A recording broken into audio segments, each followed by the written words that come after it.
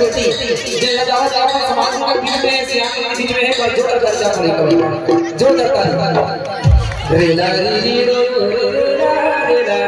सारे का रे ला रे ला री रो रे ला सारे ला रे ला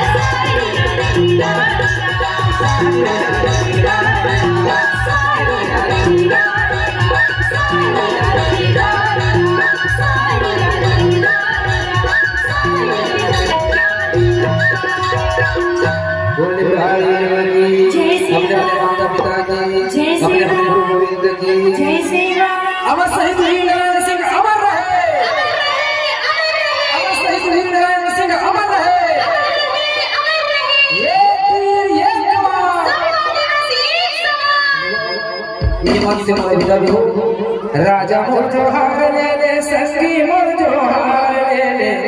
गंगा मोर जोहार ले रहो आए हर हम तुर दुआर में गंगा मोर जोहार ले रहो आए हर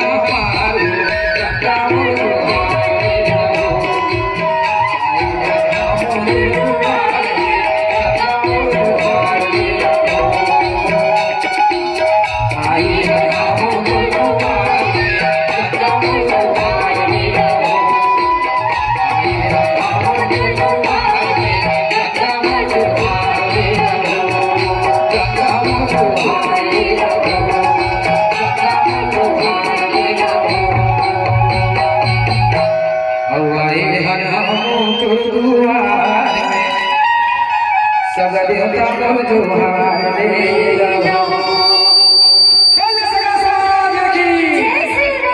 ये हमारे कार्यक्रम की अंतिम प्रस्तुति कार्यक्रम हमारे यही जगह विराम देवा सके सर जब तक जिंदा जिंदगी रही काशी छुड़िया ये मंच में एक मंच नहीं हर मंच में उठाओ कि समाज भर गाँव समाज भर नाच में समाज के लिए अपन जाना कुर्बान करूंगा ये काशी छुड़िया वादा करके याद है